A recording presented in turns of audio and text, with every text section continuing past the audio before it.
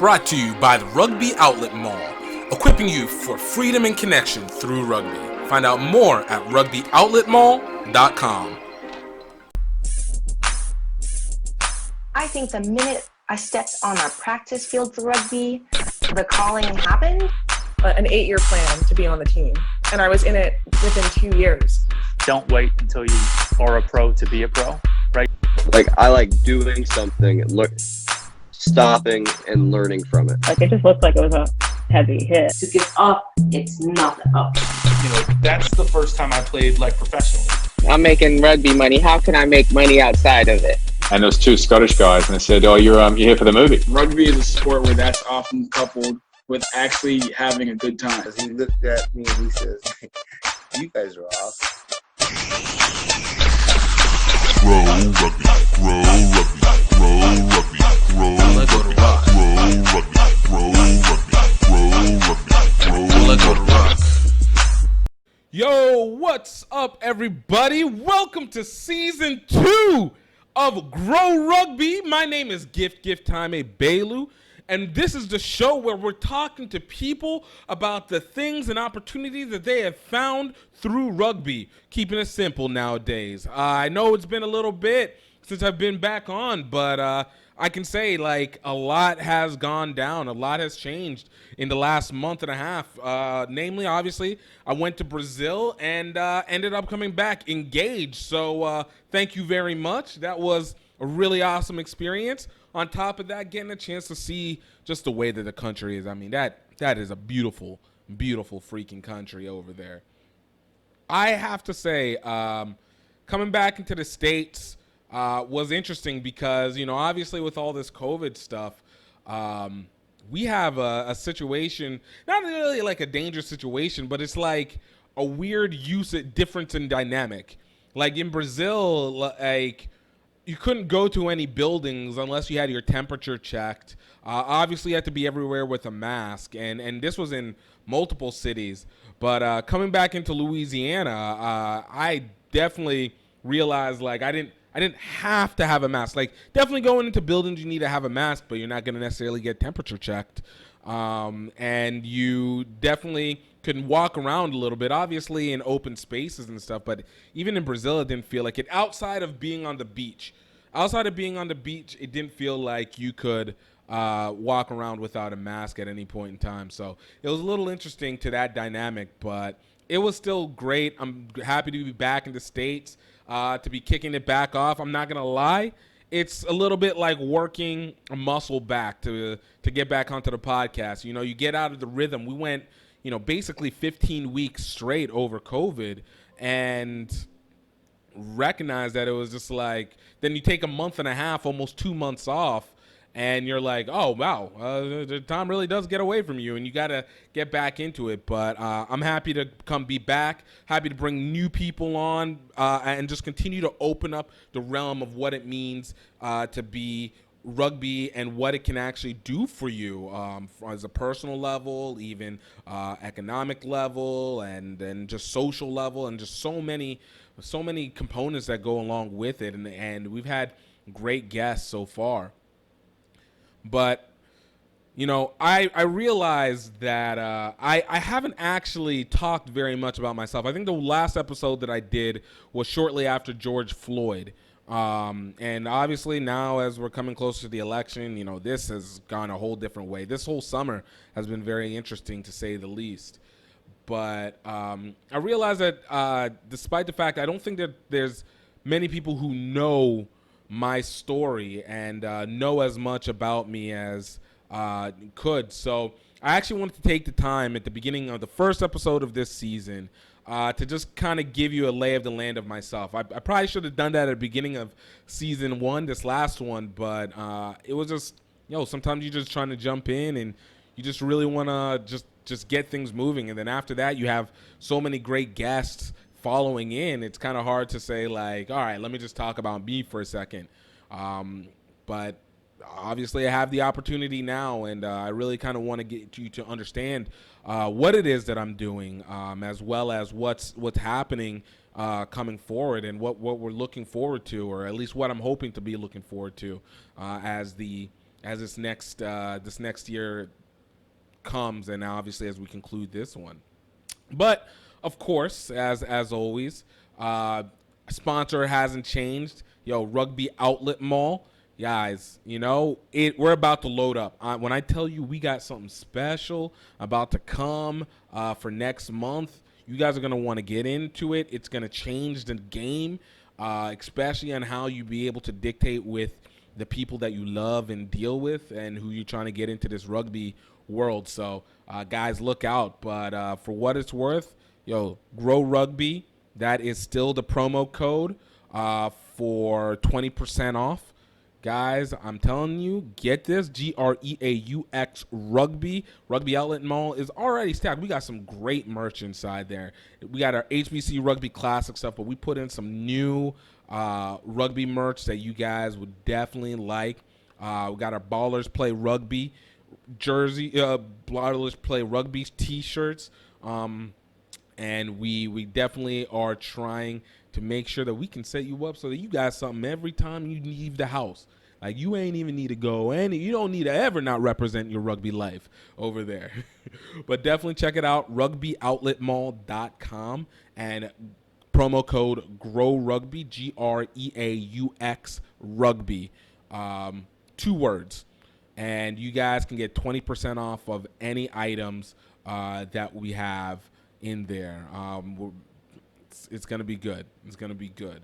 And also, we're still working on trying to get this, get Singapore to Tokyo any way we can. I still say it's one of the best documentaries that came pre-COVID. And we've had one of the best rugby documentaries, I have to say, because it definitely gives you the great memory of what it is to be able to travel. And obviously, some of us are able to travel. I think Bermuda 10s is happening this weekend. So we have the opportunity of being able to have some people exit the U.S. a little bit, but being able to see these other cultures with my friend Jason Bray and myself traveling through Southeast Asia on our way to the Rugby World Cup. Guys can still check it out at Red Earth Films, REDEARTH films.vhx.tv. And you guys, it's a great documentary. $17, and you guys can do whatever the hell you want with it. And it's all you can. Until we get it onto Amazon, then stream the hell out of it on Amazon. But Amazon's trying to fight with us for some reason. So no worries at all. But I'm really happy to be able to have it. I'm happy to be back. But and of course, I forgot to even add, taking in this new position as the growth and development coordinator for National College Rugby. So it's really interesting to see what's going on now. But like I said, as I tell you this story, I think it's going to help to be able to put things into perspective. So without further ado, Gift Egbelu of GiftTime Rugby and GiftTime Rugby Media and Productions. Check it out. Grow Rugby, Grow Rugby, Grow Rugby, Grow Rugby, Grow Rugby, Grow Rugby, Grow Rugby. Oh man, I was telling you guys, I'm really happy to be back and doing the podcast again, but I kind of needed to give some background. I like I said, I know some people know who I am and have watched my work over the course of the years, and I've talked about my story in some places here and there, but very rarely have I had the opportunity to be able to just kind of sit and talk about what I've been trying to do and kind of where it all came from. So I wanted to give you an opportunity in breaking it down. So you guys can, like I said, what's happening, why it's happening, and kind of looking forward to seeing what's going to happen next. So you guys might come out of this liking me or hating me. It's very possible on either one, but just know everything is with strong genuity and everything like that. So kind of from the beginning, I was born in State College, Pennsylvania, to an engineering professor, and my dad, and at the time working for a physical plant, but she was an MBA when in my mother. Both of my family is originally from Nigeria. I think I've been very open with that. I'm very happy to promote Nigeria all the way across the board. But, it kind of kicked off from there. I lived in Pennsylvania until I was 9, ultimately leading me to Iowa, where I was there until 2000, so until I turned 14, before moving to Louisiana. Then from Louisiana, I went to college over at University of South Florida in Tampa, Florida. Great 4 years, and this is actually where I got first introduced to rugby, physically. First introduced to rugby physically, and actually, I always say it's always funny getting it started because you could have heard this story, but whenever I first learned about rugby was because of me getting into football. And the ironic part was basically until I moved to Iowa, moved to Louisiana, I wasn't really a big football guy. I wasn't really a big sports guy. My family is Seventh-day Adventist, so we never really had an opportunity to do a lot of sports on when I was younger because most of them were played on Saturday. And I had a chance to play a little bit of football in middle school, which we played on like Thursdays from time to time, but I wasn't really caught up. But I would always watch a Super Bowl and root for the Pennsylvania team. So I think at the time it was like Pittsburgh and stuff like that. But it wasn't until I got to Louisiana that I really dove in because I started playing football in high school. And I actually had to wait an extra year because in Louisiana, if you don't live within the area of where your school was, you had to, basically wait a year, wait for a year of eligibility to be able to kick in. So when I finally started playing football, and I actually had coaches that were like, you need to really learn this game significantly. And the only things that I had was like varsity blues, and then obviously these every once in a while Super Bowls. I had to sit down and actually take a look, and I actually looked through the NFL.com website, and that's when I first heard about rugby, because obviously rugby is a football derived from rugby. But when I went to USF, University of South Florida, I had a dorm mate named Kevin Morgan who was recruiting for the USF rugby team. And he was the first time that I saw it. And prior to that, other than what I'd taken from NFL.com, kind of just assumed rugby was one of those sports that basically was just, an archaic sport that existed before football had it. And obviously there was soccer, but I didn't know about the connection through soccer. So you're just like, oh, this is that archaic sport. I didn't know that people still play the archaic sports, but, people do fencing, but we don't go sword fighting anymore. So, I guess it made sense. Even within the guise of like medieval costumery, because I knew like Renaissance Festival stuff. So I basically thought that rugby worked just similarly like the Renaissance Festival. It occurs, but nobody actually takes it seriously. It's not this massive sport. And so it actually was. It wasn't even then whenever I first went to go play. Actually, no, it was. We were at the time playing intramural football at the same time. So I was like, all right, let me go check out this rugby thing because I wanted to go and eventually try out for a USF football team. And I figured, maybe there was something I could use there to be able to get my training correct because USF football had tryouts. So I wanted to be able to see if I could do something with it. So I kind of went to a practice, and, it was all right. I think at the time, and I didn't realize until much later that USF legendary coach Gordon Campbell was the coach then. But, we were out on the intramural fields and, doing passing drills and stuff like that. And it was me and my friend Darnell who went to go try out for it. And we were just like, oh, it's cool. And we had a couple friends that were on it. But for some reason, like I said, it didn't lock in for me because, again, I was like, I don't know what I can do with this. I was trying to go play football. I was like, this might not be able to be the thing that's going to take me over the top. And I kind of just left it there. But it always was in the back of my mind and stuff like that. But so ended up, college, we played tackle football like as I got older. So that was my freshman year that I found out about rugby. And then around my junior and my senior year of college, few friends of ours would start playing tackle football like every Friday. And, you know, for me, I'm a contact guy, always and ever. So this kind of fulfilled this little piece inside of me to be able to get this little bit out. But of course, as it goes, you know, all good things have to come to an end, and I had to graduate. And I didn't want to stay in Tampa because I'd always wanted to work business stuff. My major had initially been engineering, but I actually switched it to international studies and government relations because I didn't actually want to go through the school of business, because everybody from engineering that decides to step away from engineering goes into business or goes into communications. I was like, I'm not going to be one of those. And so I went into the other common one, which is international studies and international studies and government relations. This all wraps together, so it's not without saying anything.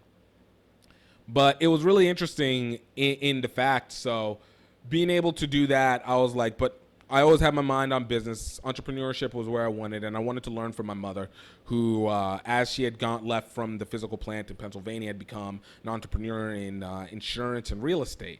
And so I was like, let me learn with her, and, you know, I can figure out my place from there. The one thing I can at least do is communicate with people, and I don't know, we'll figure out something from that component. So I come back home, and I'll say that even though Louisiana is where I played football and obviously is where I had high school, but the friends that I had were not go every week and play tackle football people. Definitely none of that fact. So I had this void from not being able to have contact every week that I'd been doing for the better part of the last year and a half, 2 years, and come back into Louisiana. And I don't care what anybody says. Once you graduate, there's one thing that you come to realize, is that you have a lot of time on your hand. A lot of time on your hand that now has been moved from the stress of wanting to make sure you're studying or stressing about needing to be able to go study, to now you have this like open wound. Even if you have a job, like when you talk about 9 to 5, like 5 to midnight is a long ass time. And even going from there back, it was a long time. So I was trying to go fill in the blanks while I was also trying to figure out where my place was, whether I was going to do insurance or going to work with the real estate, which I kind of was doing, but I still hadn't fully fixated in. So I remember it was actually in February. I just graduated in December, you know, kind of getting the rest and getting everything back together for, you know, in January and then beginning of February. And lo and behold, I turn on the TV and USA Rugby Sevens is on NBC. I think I caught it on Sunday. It was whenever they never did full broadcasts on the game. There was always like the replays from the day before, or it was like a section of the game, and then, you know, they put it on later in the day. So I think I had been maybe looking for football or something to that effect. And I guess it wasn't on, or the Saints weren't on or something to that effect. But NBC ended up bringing on rugby. And so I'm watching a line out, and I'm pretty sure it was South Africa versus maybe Scotland or something like that. It was just a highlight. It wasn't even a full game. But they were showing a line out as they were just making an attack. And it was like one-on-ones across the board. And they made the pass out to the wing, and the wing took it out for the try. But it was always interesting to me because I was like, yo, why didn't this? Now, mind you, obviously I didn't know any of the position names. I was just like, why didn't that guy, which ended up being probably the center, I was like, why didn't he just juke this one person who tried to make the jump on him? If he had made the juke, he could have made the run off himself. Wouldn't even had to go. I was like, oh man, so like rugby, and this reminded me back to whenever I was playing, whenever I'd done the one practice at USF, and I was like, all right, rugby is a thing, but you know, again, I'm like, oh, this must be one of those archaic sports. But I was like, hey, look, USF had rugby, so you know what would be funny? If Baton Rouge had it. But, you know, Baton Rouge doesn't have anything. You know, Baton Rouge, Louisiana is, you know, just middle grade town that's an LSU, that's a college city. It's a college city, call it what it is. Like LSU runs it part one, then Southern on another end. And you're just like, okay, you know, sure, whatever. Go and I look it up. Boom, website appears. Baton Rouge Rugby Football Club. And I'm just like, yo, okay. I was like, all right, Baton Rouge got it. But I also know one thing. There's a lot of dead sites on the internet, all right? Like sometimes people have a site up and they just left their card on automatic. And so they just, nobody updates anything, but it's like it's just there. But luckily, they had the times and where they played, and the field wasn't too far from where I lived, just on the other side of town, Highland Road, gang. And so I went out to the practice. It was a Thursday that I went out to the practice. Now I was like, all right, I didn't bring anything because I was like, I'm more prepared for people to not be there. But, why the hell not? Let me go check it out. So I go over to the field and boom, the guys are there. I actually went a little bit late because, you never want to go exactly on time because you assume people have to get in. But I was like, I got there a little bit late, maybe like 15, 20 minutes late. And I see a few of the guys out there, and one of the players is we call him Sausage, Jacob Verrett, but also known as Sausage, sees me. He's like, "Hey, man, you here for rugby?" And I was like, "Yeah, I just want to come check it out to see if you guys really exist." And he was like, "Yeah, man, you need to go grab your boots and come." I was like, "Well, look, I'm not quite ready to play, but I'd love to be able to, come back. I'll try and make a return." So this was early March. So it was late February whenever it first happened. I was thinking early, but it was late February when this happened.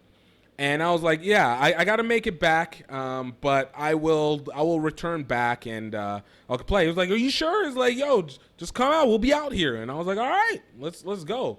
And I remember this distinctly because that weekend I went to my friend's wedding, and then the week after that Tuesday after was the first practice that I went to. So we go out to I go out to Highland Road Park, and I bring my cleats because I have them because of football.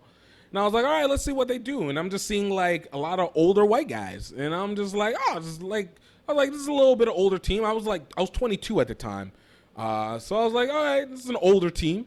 But it's whatever, cool. Let's see what we can do here. And so we start doing drills. My coach Jim Brew, we start doing drills, and we're doing just little lap drills. I'm keeping up, and I'm like, we're going back and forth, no problem. And we're going back and forth, no problem. I'm keeping up. They're running, I'm running. They're running, I'm running. They're running, I'm slowing down. They're running, I continue slowing. I'm like, how are they still going? Like these guys are like 35, 40. Now, mind you, I'm 34 now, and I'm realizing how crazy it is. But look, we're young, social media was just starting to escalate. Like this is coming out of the era of Facebook was just for college students that ended in 2007. We're just limiting the back end of MySpace, coming to the end of that. Twitter is in its renaissance, and Instagram hadn't even existed yet. This is 2009. So I'm just like, yo, like, this is wild. Like, this is wild. These guys are still going. And I told myself, I was like, look, I don't know about this game, but I refuse to be the youngest guy here and not being able to keep up. And so it was just like, look, we're gonna get ours. But of course, there was another catch that came along with all this. Most of the games were on Saturday. And as I tell you, this is my family's Seventh-day Adventist, and I will move back in with my parents when I got back from college. This was also after the recession. So, beginning of this normality. But it was just like, all right, I don't know if I'm going to be able to make the games, but if it works into my favor, we'll see what we can do. And so I think the first game that I had a chance to play was not that week because I think they traveled out to Huntsville that week, and I wasn't going to travel out of town, but I could try and make it to the home games because they typically happen right after church. So I was like, I might be able to sneak something out from here. Let me go run out. And so that, I think the first game that I got a chance to see anything, or even strap up as part of the team was against New Orleans. And this was right before they started getting good. And so I think we ended up tying them that game, which was awesome because I think Brew gave me a chance to get into the game maybe about 2 minutes of game left, maybe 3 minutes of game left. And of course, I didn't know how to handle the ball. And look, my natural position in football was was running back and linebacker. So I know how to run with the ball in football, and I know how to tackle, which I think a lot of us have that shared experience where we come in from football or a contact sport of such, and we know to take the hits. Like we're braced for the hits. What ends up being the learning skill is the passing and the visual knowledge of it and the IQ, rugby IQ. But I think that first game, I had a guy on the ground, and I didn't know. I was like, look, he's on the ground. He was open field. And I was like, I know we need to get the ball. So I ran shoulder into him into the ground. Maybe was that New Orleans, or maybe we played Mobile. It was one of those two. But I took him into the ground to roll him off because, like if you run into a fumble, what you do is, you drive the guy off the ball so you can set it up for your team to recover. And I just nailed into him. I don't remember who it was that got that, but God bless them. They took it strong. And Brew, Coach Brew properly reminded me, hey, Gift, don't hit the guy on the ground, and make sure you're wrapping up. So this became my first experiences with it, and I think for the first year, and I came in, I guess, almost when the season was coming to a close. But that first year, I didn't play very much. I only had maybe played 1 or 2 games. But I was like, yo, I'm feeling this. Like it's like being on the pitch. Like it's like being on the football field. Like playing tackle football back in college with friends, and the guys were very welcoming and starting to kind of get a little understanding of the rugby culture. And I think a lot of people will, especially black people, will understand it. But, rugby culture is very extra. And there's always this concept of what I think on Flagrant 2, Andrew Schultz calls it white boy fun. Rugby culture, as it was, really, and I guess to an extent, really emblemates white boy culture. It's very egregious. It's very extra. It takes you out of your comfort zone. But once you understand the concept, it's like, all right, cool. I feel it. I'm not going to fully go all the way in, but it is. But even with the drinking culture, the levels of butt nakedness that I've seen through rugby of guys is a lot. And, you kind of get a little bit of a culture shock from it, but, you can get it in stride. I was able to catch it in stride. I know some people don't always catch it in stride, but I always like to keep an open mind. And obviously you play to the culture that you're in. This is something that I learned from moving around to different places, and obviously being from Nigeria. Recognize the culture that you're in, and subsequently be able to find a way to manifest your position in it, and subsequently, but not allow it to overtake you. So you're not going to please everybody, but you're not going to seem like you are trying to stand out too much, or you're being stiff into fun. So, but I think where it really kicked in for me, because the socials were one thing, but I think where it really kicked in for me is whenever I went to this event called Pitcherton. That was that next summer in July. Was playing touch here and there with the rugby guys, and it was helping me get back into shape because I came out of college really heavy. But being able to have this opportunity to run and hit and stuff like that, it gave me a lot to be able to work with in that. So going into July, they tell me about this event called Pitcher Tent.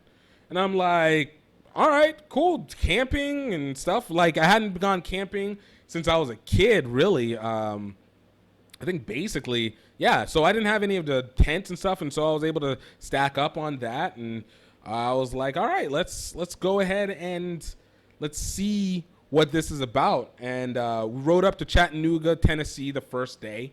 which was interesting. Got to meet the Chattanooga guys at their rugby bar, and that was an experience alone. And one thing that I noticed, and I got to give credit, guys like Hunter Guidry and Sid and Craig Gautreau, all these guys, Dutch. These were guys on the team that, well, I don't think Dutch made it that year, but these were guys on the team that kind of helped, bring this stuff to light. And it was weird because it was like everybody knew everybody. Like, so you're a new guy and you're just kind of like sitting there in it and you're just like, everybody knows everybody. Like, this community is wild because, like, it doesn't seem like you never seen rugby prior to this, but it's just like, yo, we're finally, seeing this. It seems like there's really a lot of people a part of it. And so we stayed overnight in Chattanooga as we headed out the next day to Lafayette, Georgia, which is where actual pitcher tent is. But first and foremost, we got to go kayaking. You got to go whitewater rafting, not kayaking, whitewater rafting. And that is in and of itself was something I'd never done. And never even really imagined myself doing it because it never was something that came up. But it's like, yo, just run into stride. Like, let's go. And that was wild. That was fun. So I'm starting to get this, like, this slow revelation of the rugby culture and the rugby experience. And I'm liking it because, it's reminding me, it touches into a part of me that it's always been there, which was fun and kind of a little bit out of control and just kind of stepping outside ranges of comfortability.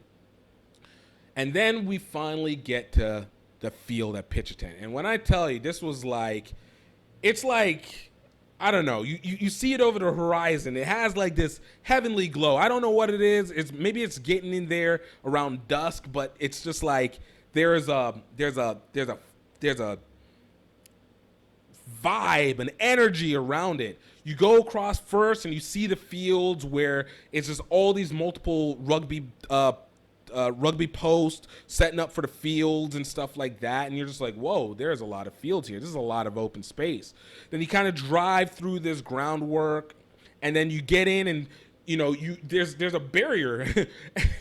It's a tree barrier, and you go and you enter, and it just like glows, and you open up, and boom, you see hills with tents and cars, and you're just like, yo, this feels like you just entered into Narnia. Like, it's a whole different world altogether here, and you're just going through, and honestly, it was like I said, it was entering into a new world, but it was a world where you were supposed to be. Like, I was like, I'm supposed to be here. And honestly, I had no idea what to expect from it. And I don't think if you had told me about it, I would have been able to fully appreciate what was meant to be.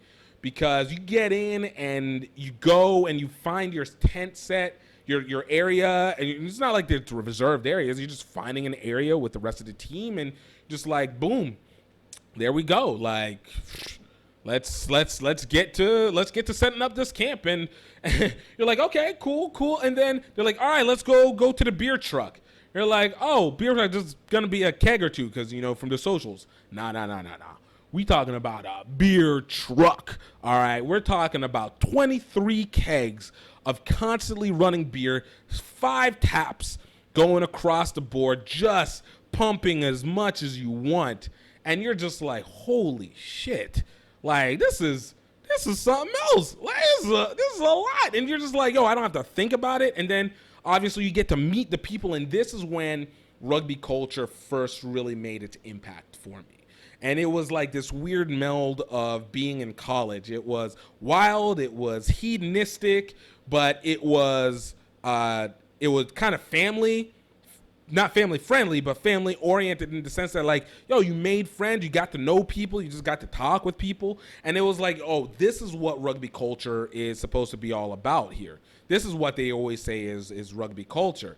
And I was sold at that moment. Pitcher tent, 2009, absolutely sold on everything that it was supposed to be. And I was like, I'm in this sport. Like, it's I might be out of college, but I'm in college, but I don't have classes anymore. I've basically gotten everything that I wanted, but I don't have classes anymore, which you can't beat. And even with work, we were actually about to start doing some college readiness stuff. So for me, it was always like, you're working for yourself or working in accordance with my mother. But it's, we're just here. So I wasn't having it, and it just kind of ran through it from that time on. And then played for about 3 years before we had like a really down year. So about 2012, I think a lot of people in the U.S. and probably a lot of small clubs know, like you get this wave of guys who have been playing forever, and these Baton Rouge guys have been playing with each other for like a decade plus with the club itself, and then that's not even including LSU, which I discovered had a rugby team. My high school was on LSU campus, and I swear to God, we never even visualized or even conceptualized that it existed. So this was another part of the shocks. But as anything goes, life kicks in. Guys get older, guys have to move, guys get families, and we started to have numbers dwindle. But I was thinking like, all right, it's been 3, almost 4 years that I've been playing. Like, let me try and start taking some roles and some understanding of this sport that I'm in, and understand my landscape. And one thing I can always say is that, I'm very good for analysis, just because, fantasy football, especially early on, you get it started, but really the real kicker was the early days of discussions on like MySpace and having strong sports battles. So I wanted to have an idea of who we would always face outside of, and who's in our area outside of just the people that we played on a regular basis, because we basically play like Jackson, Mississippi, Little Rock for a tidbit there, New Orleans, Mobile, Alabama,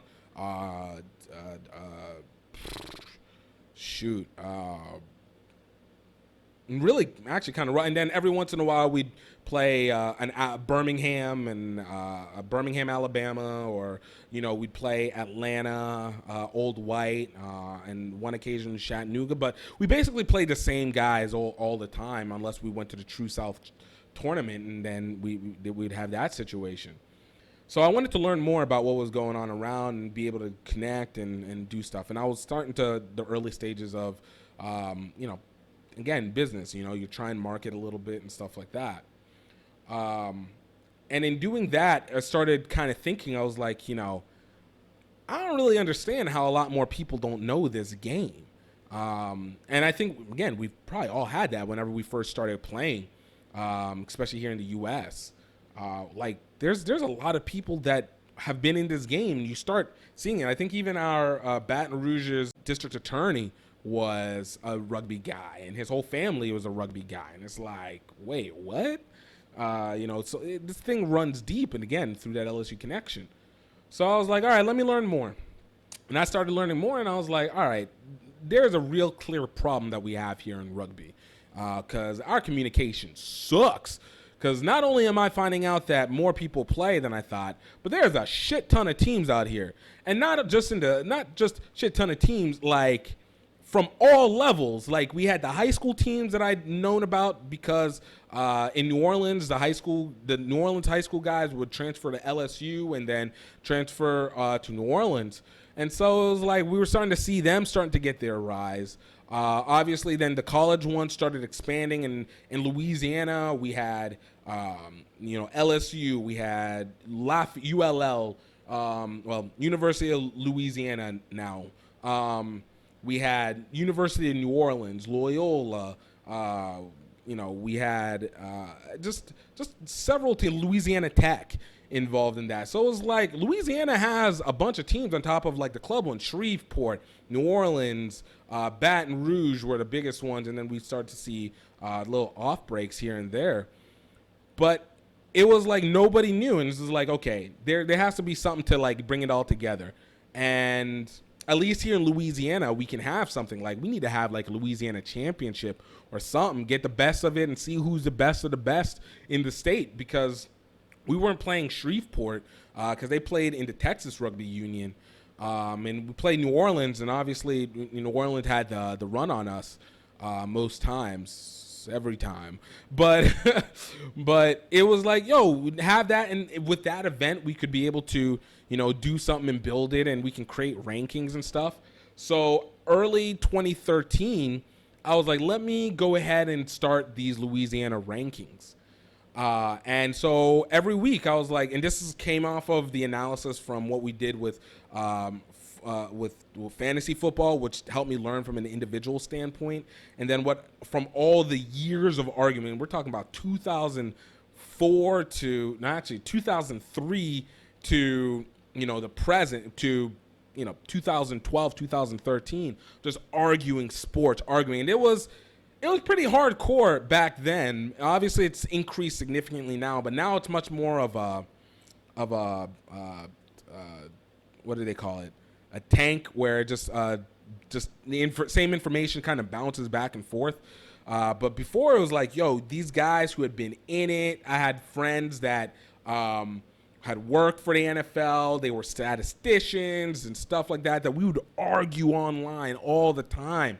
Obviously, crazy people, but it was always there. So I wanted to do something similar with that to rugby so that there was something to be able to build off of. So this is where the advent of GiftTime Rugby first came in. And I think initially I called it GiftTime Sports.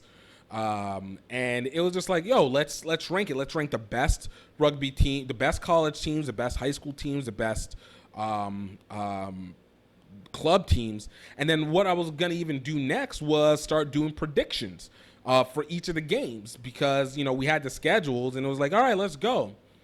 And as I kind of started doing it, I kind of felt myself repeating the same thing over and over again. And I realized I needed to learn a little bit more about the teams that they played because you can't get a really good prediction unless you know how every team plays against themselves.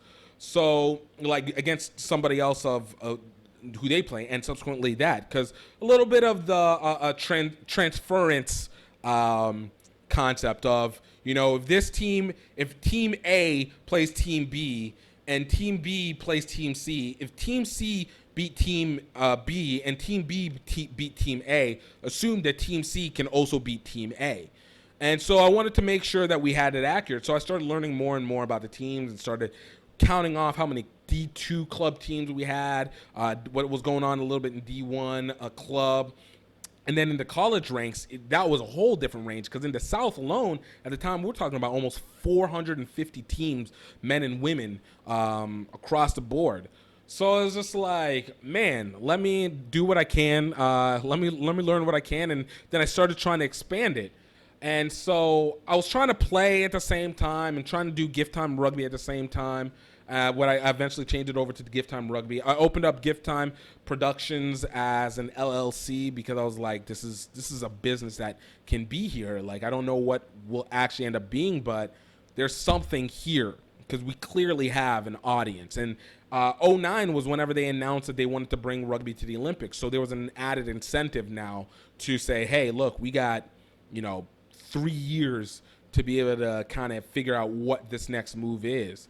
So I started making the rankings, and they were doing well within the Louisiana people. People started talking smack, and of course, which is great because that's what you want. Like, you want the community effort, but look, if you can't talk shit about your younger sibling, like, what's the point of having that younger sibling? Like, yo, you talk smack to your cousin, but nobody else can talk about them, but you can talk amongst each other. So, we started having those, and the predictions started running a little bit and started building up some of the acclaim. But of course, for me, I'm a very ambitious person.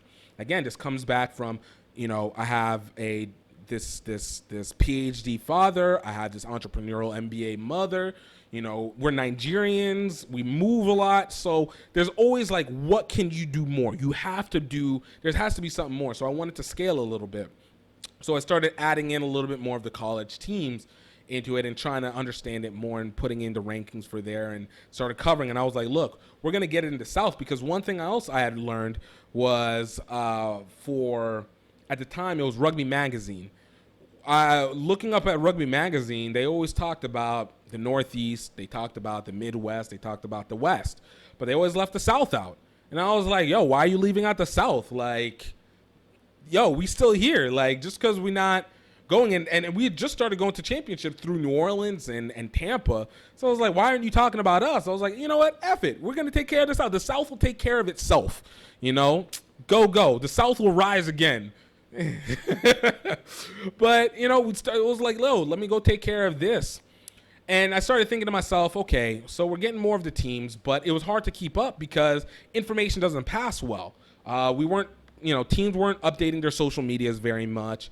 Was it hard to get contact information? And, it takes a lot of time to be able to put rankings and put things together and really make a ruling. But I was like, I want to be able to, work the best we can in the South.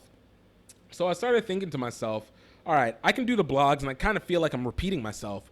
But I feel like we're missing a part. Like, a lot of people want to see the scores, but you know what people want to see more is the actual games. So around late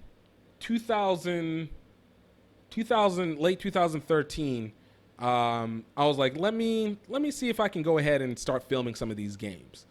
It's going to be on delay, but at least we're going to see it in action. And there was a mantra that I had was I never want to see a game lost in memory. Because, we'll have some great games. Obviously, people talk about their rugby stories over and over again, but it's not always going to be accurate. It's not the same as being able to say, hey, I know this is what we can look at. And nowadays, it's become now very common to be able to film games. But in 2013, 2014, nobody was filming games, especially at the club rugby level. Nobody was filming games. And so I was just like, all right, let me find a way to be able to do that. But of course, I still wanted to play. So I was just like, all right, let me hopefully find some people. But I never could really find people. Had a couple of people try and help. But, free labor doesn't last labor forever. So people would start getting tired of wanting to film and stuff like that. And it was just a real task. But, when we'd get the games, we'd be able to look at tape. People were able to see themselves on film a lot more. And it was really fun. And, on the game days that we didn't have games, I was like, all right, let me see if I can kind of move this to some of the other colleges. I started working with Lafayette and filming their games.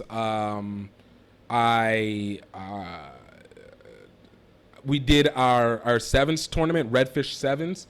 And I was able to get some help filming that a little bit. And it was good. I was like, all right, we got something here.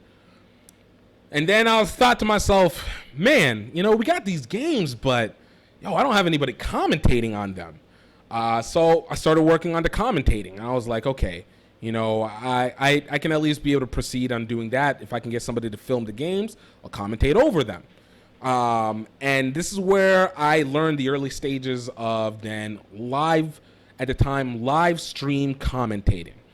So basically there was a website called Spreaker that allowed you to do live broadcast, live audio broadcast, not visual, live audio broadcast. So I was like, okay, I can do commentating, and we can at least bring it back to the old radio days. And one of the earliest places, actually the first place that I think I did a game was over at Spring Hill College in Mobile. It was Spring Hill versus Troy. No, correction. That's not true. The first game that I did it on was Lafayette versus Louisiana Tech. And I was like, I had a friend work with me, and he filmed while I did the live stream commentating. And then what I would do afterwards was, once the game was done, I would go back and edit it over and start to, put the games together. And all the while doing that, I was also trying to create a show to be able to cover Louisiana sports and cover rugby in the South. So we'd be able to have at least some kind of a talk show, and there was an opinion piece. And which was also why I needed that video, because there wasn't video. All we're talking about is scores. You don't want to be on camera forever, but, this is part of the process. And it was just like, okay, let's do that. Got some great coverage. I bought the ladder, was up there. Commentating live, boom, recording it on the computer, have the desk, and we're just trying to get everything that we can. And then I would go and I would try and make the original Greaux Rugby, which was the video show, and it was just news and spreading that. And that was different. I've looked back at it and, man, I feel so stiff. But, man, those were hard to make. Like, I'd be up all night making it and stuff like that and editing it. And it was wild. It was wild. And then I was like, okay, let me see how far I can go with this. I went to the first distance game was the Spring Hill versus Troy game. This was D2. I just wanted to get another aspect because they played in the Deep South Conference in D2. And I was like, if I get them, it makes a connection with Louisiana Tech. It makes a connection with University of New Orleans, and I can put context to things. And that was a good one because it was also one of the first times I got interviews. And so I kind of did that for about a season or two. I went up to Arkansas, and I'd never been up to Fayetteville, Arkansas, where the Razorbacks are. Went and got Kansas State versus the Arkansas Razorbacks, and I'd have my man of the match that we'd set up, and player of the match, and we'd set that up, and we'd do it. We did a game. I did a game in at Tallahassee, Florida, FSU, because I started wanting to get the women's side. And we got the girls' game. It was FSU versus Florida International, FIU, which was a very dominant game. But it was good, and I started trying to set up a schedule. I was just trying to drive around and go do it because, if I can't play very much, but we can get the games, and there's something interesting. And I was in the same time I was working on my master's. So I was trying to, levy all these things simultaneously. But it was really interesting. It was getting me to go to places that I hadn't been, even though it was within the South. There was no time I'd ever thought I was going to go to Tallahassee, Florida, to FSU area, even though I had been to school at Florida. But, we go middle Florida, Tampa, Florida down, not Tampa, Florida up. But started trying to get a little bit more, trying to get more SEC teams. Even went to the SEC championship that was in South Carolina and got the video and the film there. And then in doing that, it set me up for my first international game.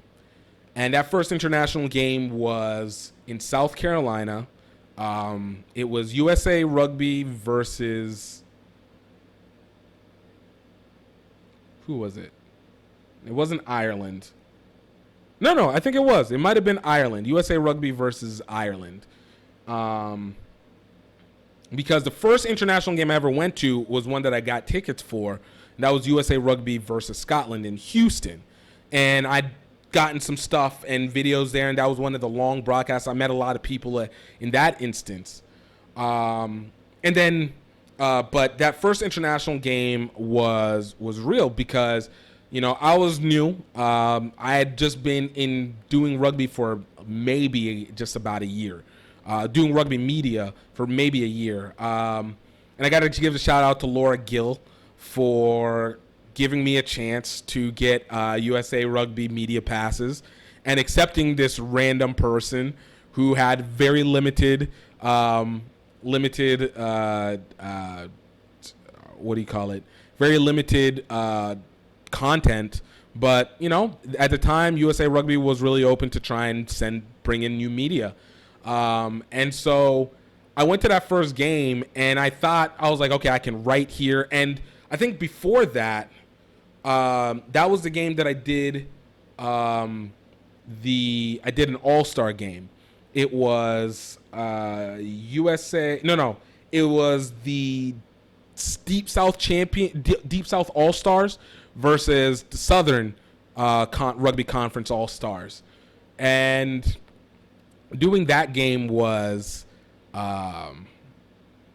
interesting. My girlfriend at the time was helping me, and we kind of trying to get two angles, and we got it. And it was an interesting first shot of just trying to get the game. And then when I went inside for the actual international game, I had no idea what the hell I was doing. I thought I could write, but I didn't know enough about international rugby to be able to write well. But I tried to put something. And then the other thing was everybody was there. I think maybe Pat Clifton had been there. No, it wasn't Pat. it was This Is America. Curtis Reed was out there, and I think Alex Goff was there too. And I've just seen these guys and a couple other people. I'm like, yo, you guys are really like putting in typing work. And I was like, I'm just trying to, how do I live type this and, know what I was doing? So I was like, okay, this was an experience, and got to meet the USA Rugby media team, which was great. I think Alex Solomon was there, and that was when Chad Wise was there, and it was a great group of people. And then after that, like, I came back and I was like, okay, I'm gonna do some more international games, because I'm gonna try and get these a little bit more, because it can maybe help build up my profile while trying to promote Southern rugby, and these are all in the South. So the next one that I ended up doing was Atlanta Sevens. And it wasn't Atlanta Sevens. I'm sorry. It was USA versus Georgia, I think. USA versus, I got to look at the badges, but it was in Atlanta. And at the same time, the South Independent Rugby Conference women were playing their championship game there. So I was like, this was me doing the live commentating. And I was like, all right, let me try and do live commentating over here. And so I think the first game I did was University of Central Florida versus Florida, I think, which was a great game. It was, unbeknownst to me, the first time that I ever got to watch Chris Thomas actually play as a UCF alum. She was fast, but UCF women were nuts. They were so good. And so I actually ended up interviewing the 8-man and I think a different winger at the time. But it was so fun. And I think the other games that I got was like, I think North Florida versus maybe Alabama at the time, women. So they had that, which was dope, and getting me introduced into the SIRC. And then I went to the actual international game itself. Pass again.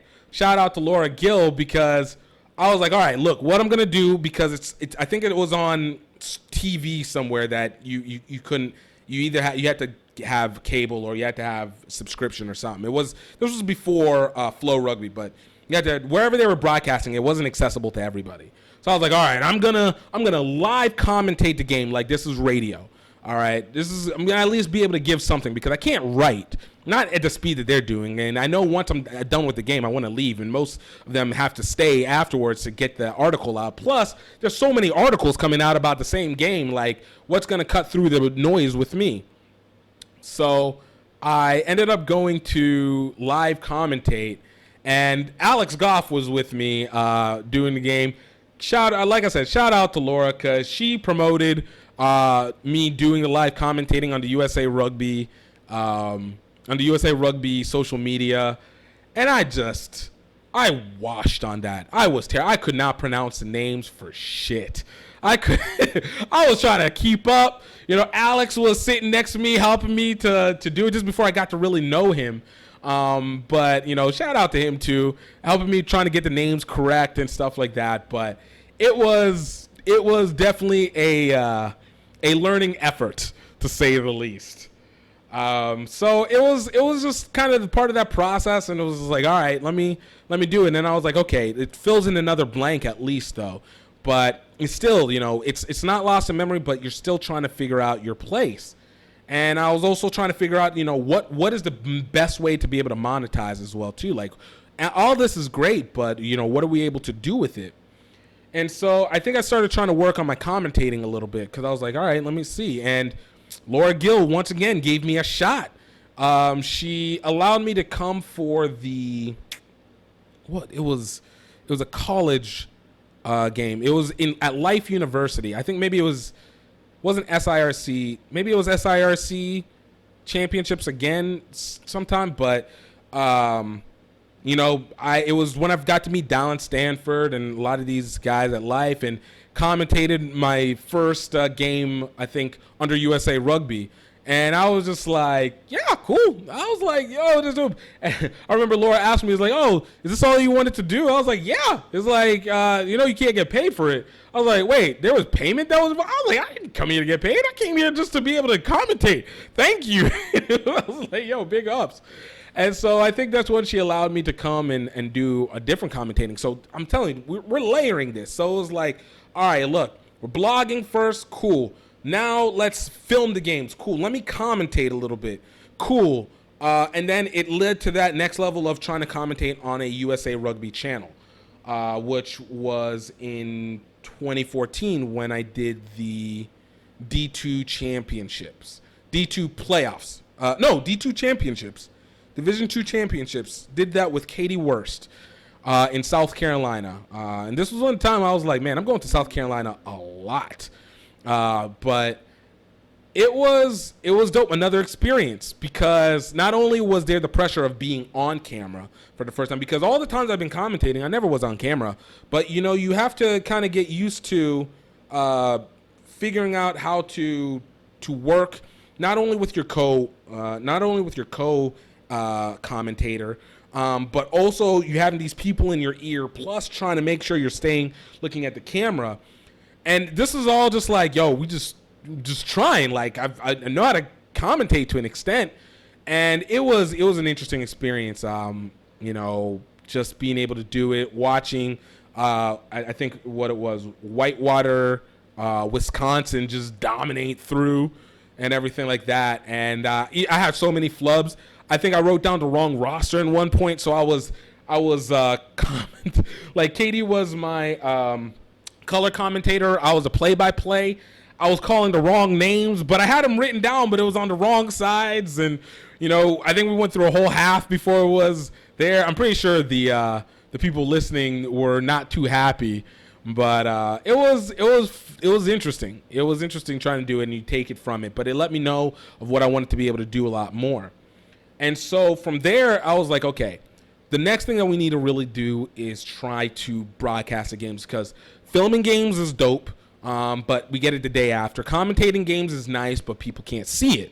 So I was like, all right, what do we need to do to be able to live stream these things? And, seeing the price. Live streaming was kind of early taking off then for rugby. It was very early, and the only reason I even thought about it was because I saw what they had done for that game, that tournament that was happening at Life University. So I was like, okay, whatever it is, I think I should be able to handle this.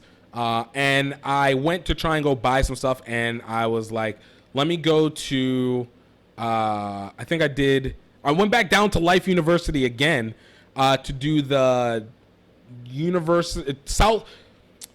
the USA Rugby South Panthers versus Guyana. All right. And no.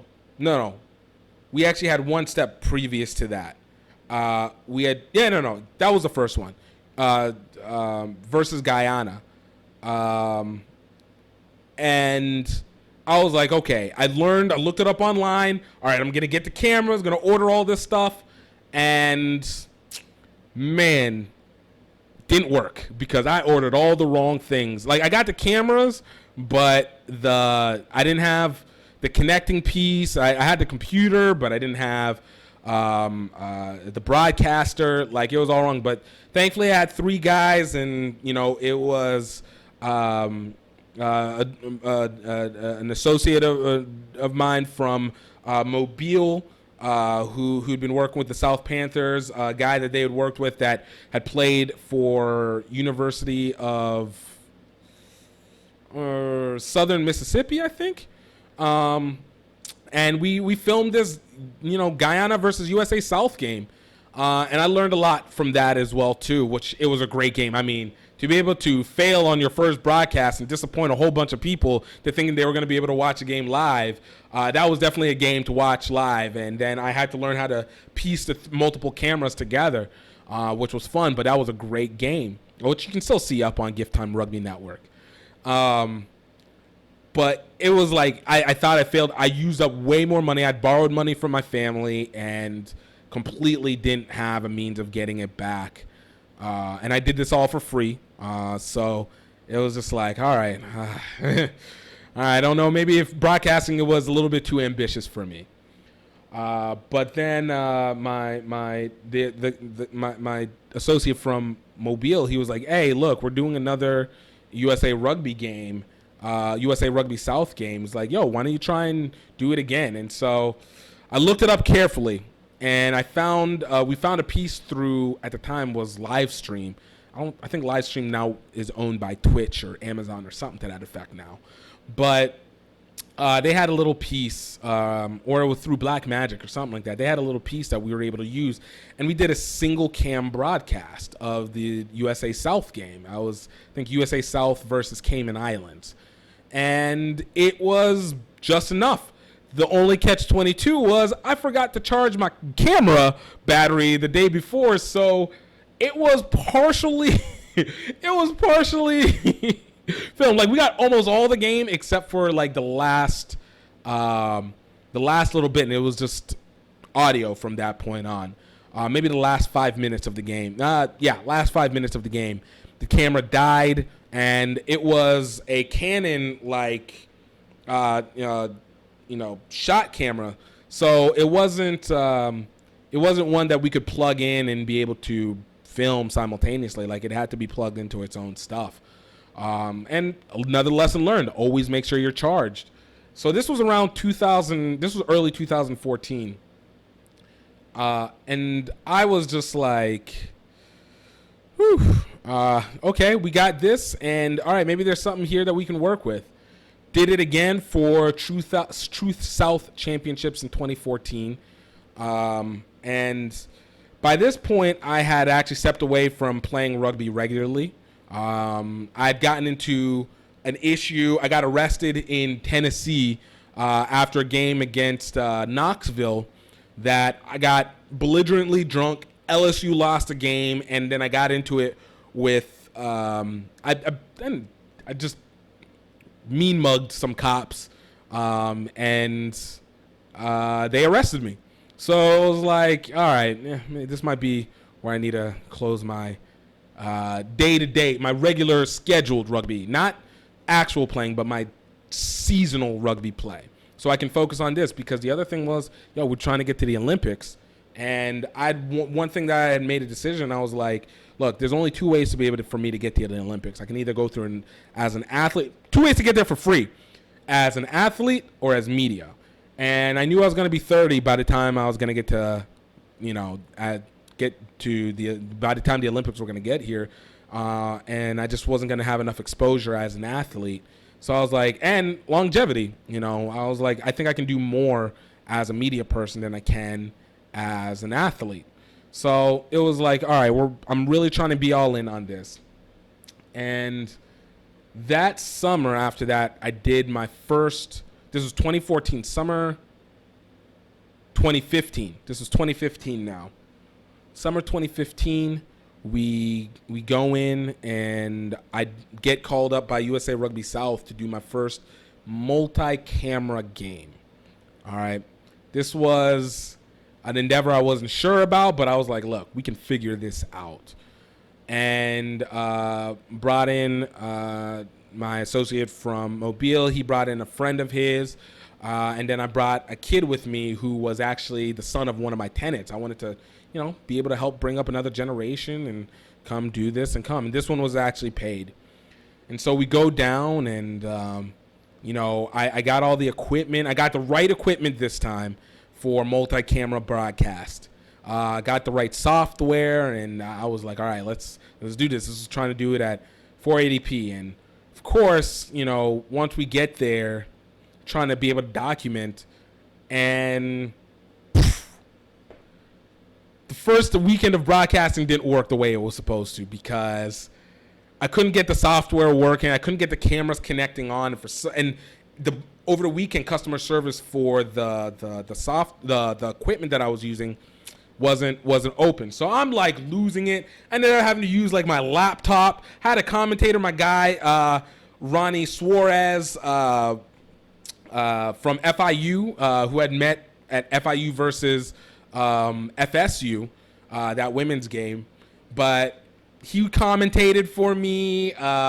We had a few guys, and I was trying to commentate simultaneously. We're trying to direct and everything, and it was just like the first one was a laptop camera and just over the game and just ants on the board.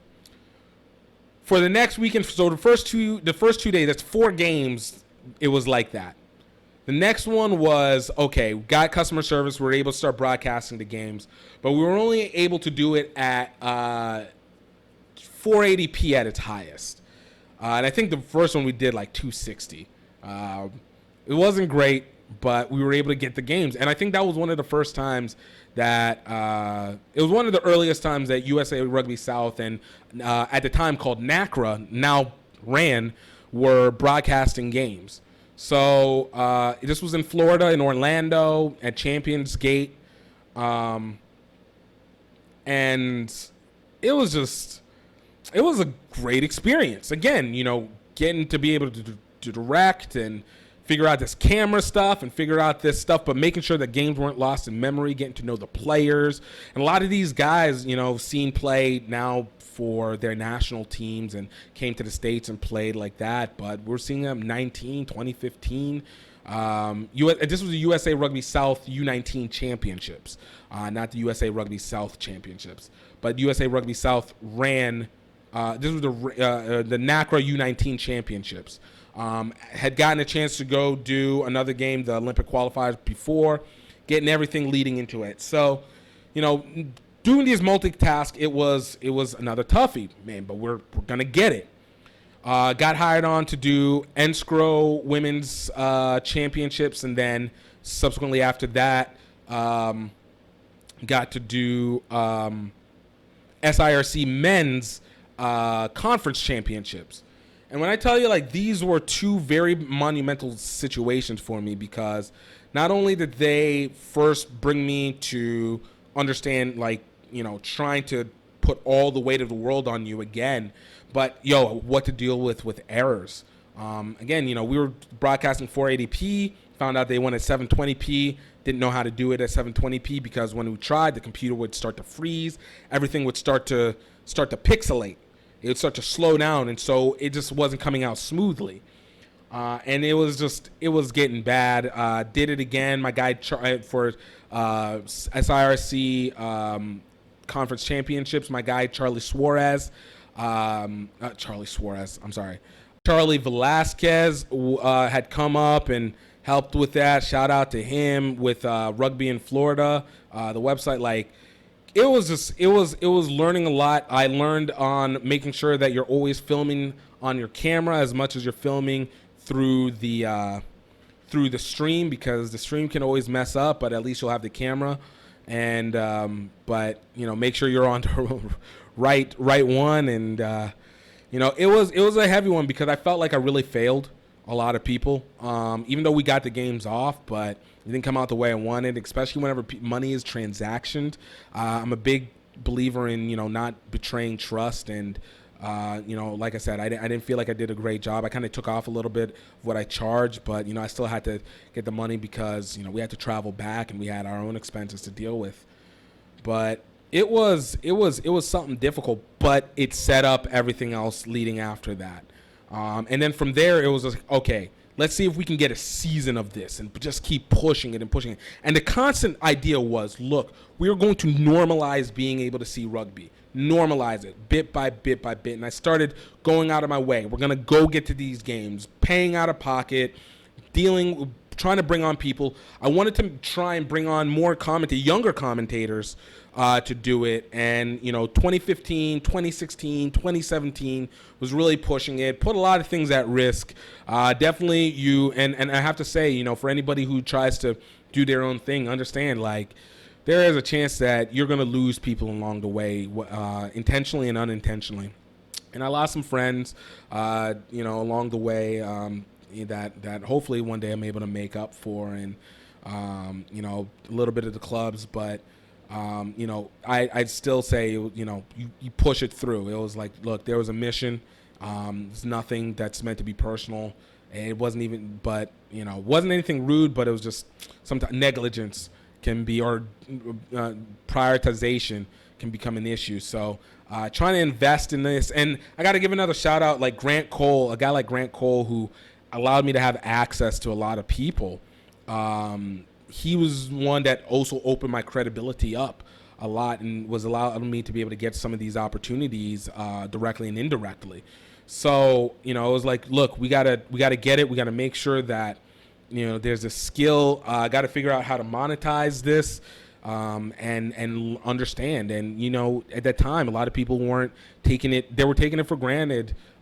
People would get the games, but nobody realized the work. Nobody really wanted to pay that much. And obviously, I didn't want to take anything unless I was sure about it. I wanted to make sure that that we're teaching commentating, and we're bringing in new people, and I was able to do it with a few. And it was really fun, and kept pushing it, but it was like, yo, it's not enough. Like, we're still missing something, and there's a process in this. And this is where I go, like, yo, I tell people what it is that I do. What you do with that information is on you, but I have no problem telling people what I do, because the execution is all that matters. And I watched a lot of people along the way try and, push me out and do it, but, I'm still here and they're not. But because it wasn't easy work, but, when you set on a mission, you set on a mission. And that next step for me was now being able to go overseas, because I never had an opportunity to. And it really was something that was unbeknownst to me. So 2016, I started getting into the middle of trying to broadcast games more regularly. My girlfriend at the time wanted to go to Japan, and I was like, all right, let's go to Japan. I didn't know how I was going to pay for it, but, managed to do it. And I ended up meeting a team in Japan called the Tokyo Gaijin. And again, I'd only wanted to go just to be, I've only met up with them to just kind of document rugby in Japan. Again, this was right after the Olympics, when I had learned that you needed to do 2 years in advance. After the Rio Olympics, when you had to do 2 years in advance to sign up to go apply for media passes for the Olympics, or else you just can't do it. So I missed that opportunity, but I don't think I would have been ready then. But being able to go and meet with the Tokyo Gaijin, and I was like, the Rugby World Cup is going to be in the Olympics for 2019. It's going to be in Japan for 2019, and the Olympics are going to be there for 2020. So let me see how Japanese rugby works. And I love these guys to death, because they gave me an opportunity to get back into playing regularly in some way, shape, or form, at least once a year. And they brought me on. I followed them. And they were like, yeah, pay and you can come play with us. And I was like, all right, let's go do it. Let's get this play on. And it was great, because it set me up with another set of brotherhood, but also accessed me to Asia. Like, I'd never had any interest of going. But, if it wasn't for my girlfriend at the time, my ex now, obviously, but, and then this Tokyo part, I wouldn't have access into it. And it opened me up into this new world. So then the years after, going to Thailand, going to Vietnam, gave me a new awareness of how rugby and its mission ended up working. And so it continued to kind of surround the factor of what we really need to promote, the culture of rugby. What we do on the broadcast promotes what we have on the game. Storytelling before and after is even much more important. And then establishing the culture of it becomes. So I was working on trying to, how do we get, more mainstream pop culture concepts in? Created Rugby Game Day shortly after that, where I tried to get my hip hop friends to be able to perform. Seeing the events that they do in Southeast Asia, I mean, those rugby tournaments, and they were rugby 10s tournaments, those are events. I mean, we're talking about concerts, cheerleaders, individual buses, individual cheerleaders per team, like men's and women's, cultural event. Like, it was massive. Now, the reason why they could do it is because the cost of living is cheaper in Southeast Asia than it is in most Western countries. But it didn't take away from the fact that there was something there that made it attractive, and it made you feel bigger than what you were. So I was like, we got to be able to do that. And I was like, yo, can I try and start doing halftime shows? And, I got to give out a shout out to people like Justin Goonan, who allowed me to even though it was a fight with the administration, to do my first halftime show at Spring Hill College. I forgot who it was against. Spring Hill College versus LSU Alexandria. My guy Marcel P. Black, who was the first hip hop artist to sign on with me to do a halftime show, which completely messed up on. Speakers didn't work. We ended up having to, he ended up doing it perfectly without the music and stuff. It was wild. While I was trying to broadcast, while direct the show and do this whole thing, and it didn't work the first time. I got to give out a shout out to Rosalind Shao, the head coach for Life University Women, because she allowed me to go do my second show at Life University. And a shout out to my guy Jamal Steele, who introduced me to House of Noise hip hop artist. Atlanta faithful. Worked with Outkast and all them, but if you don't know him, Sleepy Brown, I got to meet him, and they did it, and that didn't work because I learned about acoustics in the stadium, and just because you hear the speakers at the top doesn't mean it reaches the field at the same time. So learned another thing with that, and shout out to Jamal Steele for just giving me the chance to work with him, but gave me a chance to even get to know like the HBCU teams that were out there, and that will lead to something else from there. And then from there, it was shout out to Shay Flowers, who gave me the opportunity to try and do another halftime show at the Red River, do my third halftime show at the Red River Conference Championships. And my guy, Michael Armstead, to come out from Baton Rouge to travel to Austin to come and do the show that, I mistimed it, and the players were coming onto the field when we started the halftime show, and it was just a lot, there's a process that goes to it, but it shaped a lot of things that I was able to work on along the way in this process of trying to say, hey, we need to really get the culture connected with culture. Like beforehand, it was just like there was a disconnect. Like I still don't, and there's still that disconnect to an extent here, but we've seen things improve. Like streaming has now improved, and it's become now mainstay as opposed to alternative. Also, got to give a shout out to places like Lindenwood, Lindenwood University, Billy Nicholas, Josh Macy, and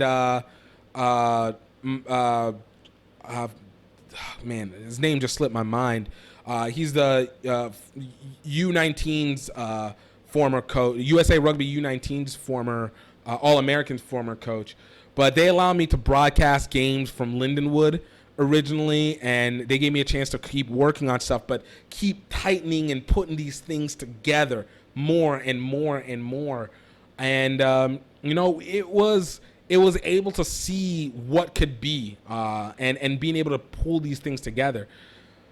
And so, and it also gave you a chance. You got to hone your marketing, being able to do these highlights, being able to do promos before, being able to do the interviews, trying to work on each of those, doing it on my own channel. And one thing, give credit, like, look, for people who want to get things done, you're not always going to have the opportunity. And, I got to say I was blessed in a lot of ways to be able to do as much as I have been. But, if you can't find somebody to do it for you, and I will always say, like, I'm always open to be able to bring in new people to work with, because I've had the pleasure of working with a lot of great people on my team in one step or another. You got to find a way to do it on your own. Like, you got to open it up and then be able to start reaching out to see what you can connect with, because this sport's not going to give you anything at all. It's not going to give. You have to create it at this point in time, but that is the real pleasure. And we start to see it bit by bit and getting to work with more and more people. And, but yeah, having a chance to do all these halftime shows and stuff, I was like, okay, there's one thing I've been wanting to do. And it was whenever I learned about the HBCUs. And this one was, I'd first met Morehouse back in 2014. When I first discovered them, when I went to Atlanta for that game that I went to go announce, that I can't remember, that I met Dallin and all them. The second one was when I got introduced to Prairie View A&M and found out that they had a program, and then FAMU had one kind of bringing back.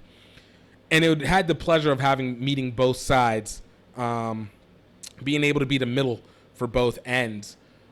So these guys ended up coming through, and I was like, all right, let me put this together, this HBCU Rugby Classic. And, man, this was the first event. I always thought to myself, look, you have to try and make money, you have to do three things. One, you have to be able to have a channel you have to be able to write, because people need to be able to read stuff. You need to have a channel to talk about it, and you have to be able to broadcast games, so that you have a platform to be able to advertise on.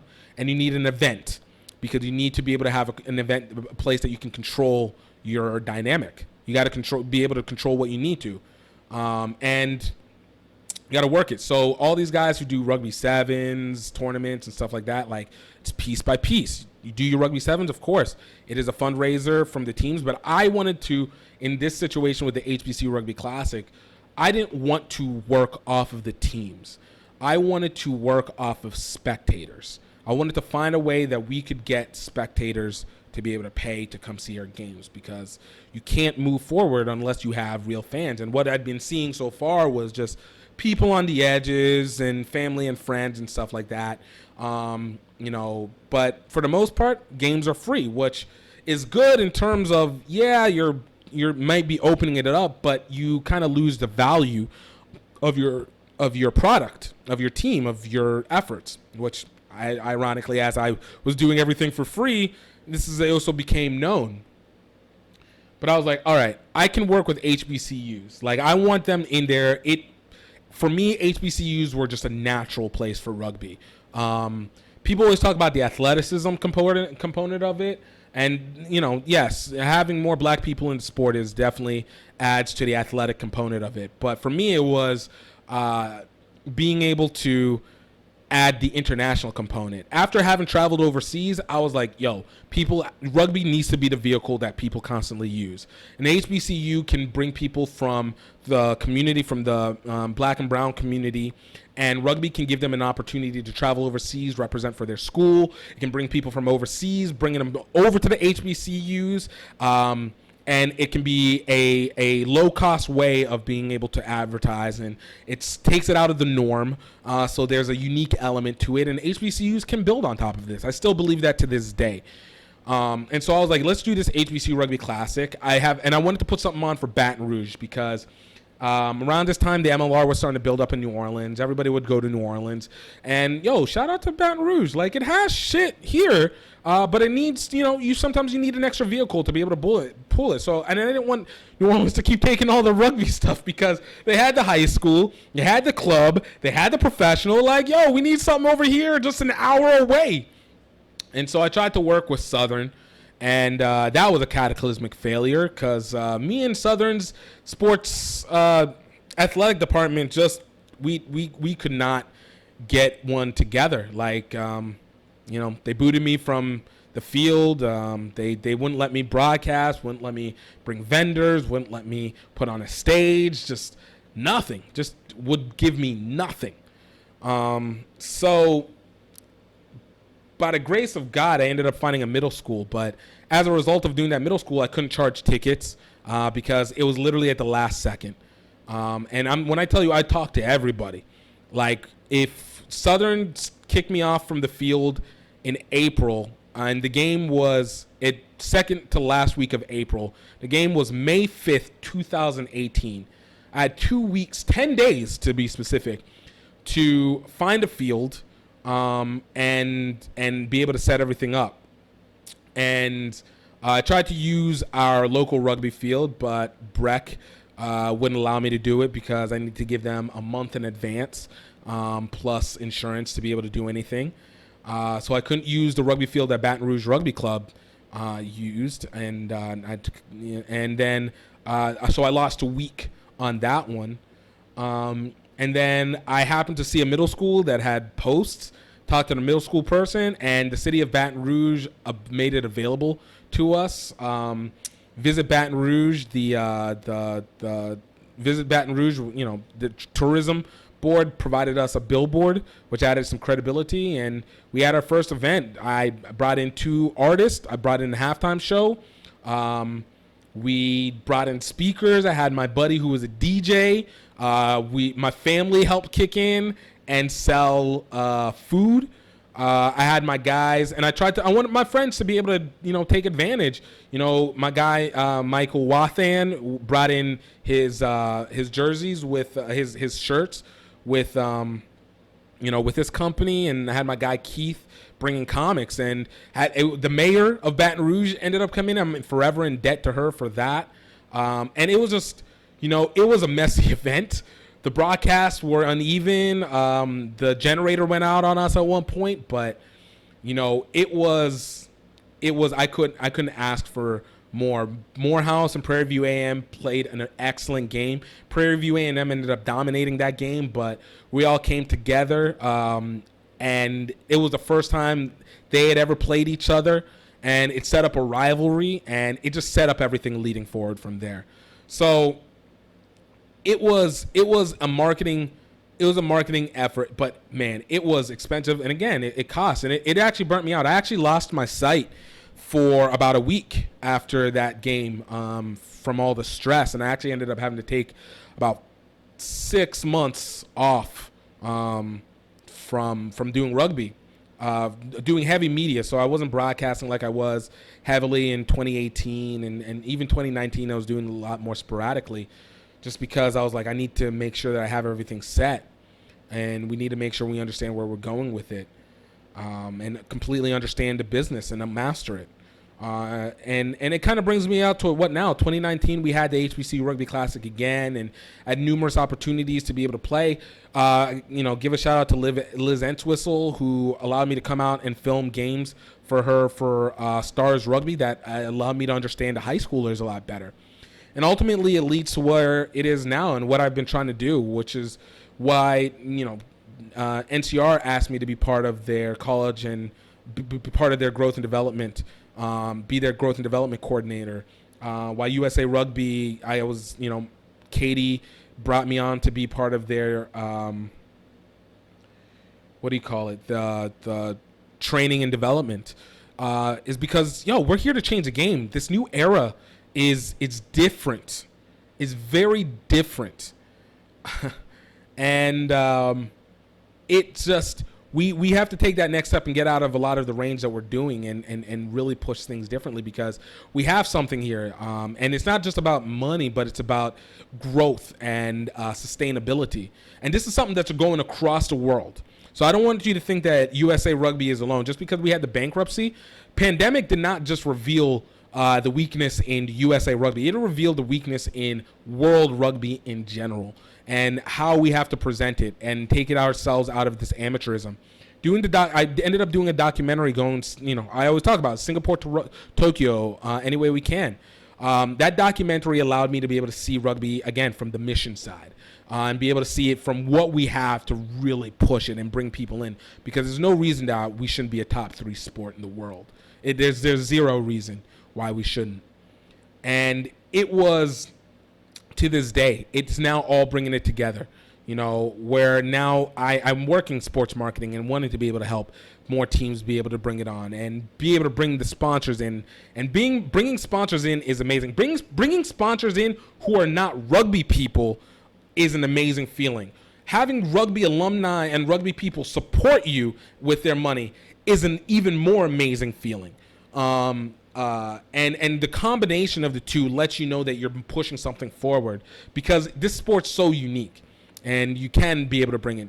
And even doing this podcast is why I wanted to bring people on and have them add in and do their part and tell their story, because we have a lot of different stories, a lot of opportunities that can be developed from here. And it no longer has to be from just as an amateurism or just a side thing. It doesn't take away from it being this side thing, but it's creating a community. And you're going to hear more about it later. But I mean, this was an experience that was worth it. And in my journey, as I continue on to it, this is 7 years in, going into year 8. We're turning corners. I'm now being able to get my media pass for the Olympics, which was an amazing feeling in 2018. get that acceptance letter back in 2018. And you know what I did to go do that? I actually had called the Olympic Committee back in 2017, talked to Peggy Minter, who let me know, hey, you need to be able to apply here, let it be known, and you get your stuff ready. And she accepted me. I wasn't even sure whether it was because I wasn't blogging as much at that point because I was doing more doing more games and broadcasting. But, she gave me a shot, and now I get to go. Rugby World Cup was an experience like no other. It's one thing to be a fan. It's another to have the access, and you learn more. These players, hey, one thing that always has changed the game was being able to have the access into Rugby 7. So guys, like I said, Nick Sarro and Alex and Alex Solomon, Laura Gill, giving me the opportunity to be able to go to Rugby 7s when it was in Atlanta and just be able to talk to the women who getting to talk to Portia Woodman before she got to be Portia Woodman, talking to actually even like the first people I got to talk to, talking to people like Phaedra, talk to Victoria Folayan, who was actually the first international player I ever got a chance to interview, and Kelly, being able to talk to them at Atlanta Sevens when no press people went to Atlanta Sevens, and that was the most amazing experience to have, and being able to get to watch these women just dominate so hard. And it was something that I wanted to do every year. I'm not going to lie. I understand financially it was beneficial to, I guess, and maybe to some extent socially, to put it with Las Vegas, Las Vegas Sevens, and which now is LA Sevens. But man, when Atlanta Sevens left, I was so sad. I was ready to go there every single year. Just meeting so many just stars that are playing to this day, played in the Olympics, are going to be playing in the Olympics moving forward. And, there's just so much opportunity and so much access. And it's an opportunity to do so much, but it's work, man. It's work.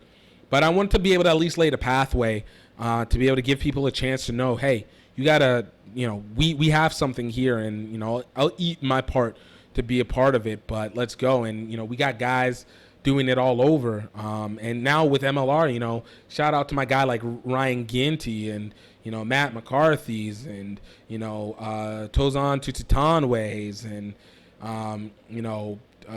Lisa Rose. Like there's so many people who are now out here doing this stuff and just coming through and changing the game. And we have this opportunity. I always tell people it's my Google, but that's why I come to this, and this is why I do what I do, is constantly pushing it, changing it from it being an amateur and tradition game to a industry and community game, even more so. And it impacted that we connect as a country with our style, and that connects with the rest of the world, and we get to show ourselves off and just be able to announce and that we're here, that we mean something, that this sport is really worth the time that is being put in, because it is. But yeah, that's my story. Guys, I'm so happy you guys took the time to listen to it, and I hope you guys are able to take something from it. You guys, obviously guys check season 1, but season 2, we got new set of great guests, consistently trying to give you guys information and drop jewels and make sure that you know what is happening and what's going on around here. And I just want to say I appreciate you guys all. Thank you all for the support that you've given so much. You guys can still check us out over youtube.com/GiftTime Rugby network. Please like and subscribe to the podcast. Tell your friends about it. Please leave a review on Apple Podcasts. You guys can find us on Spotify, Apple, Google Podcasts, Stitcher, and basically any platform that you listen to podcasts on. And of course, check us out on, you can like us on Instagram at Greaux Rugby Podcast. Like us on, like GiftTime Rugby. And, again, don't forget to check out Rugby Outlet Mall.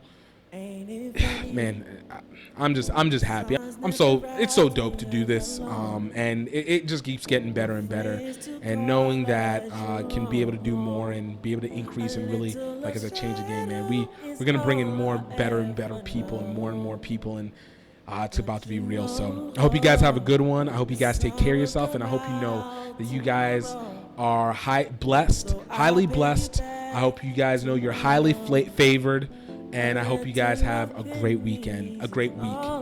Guys, take care of yourself. Cheers.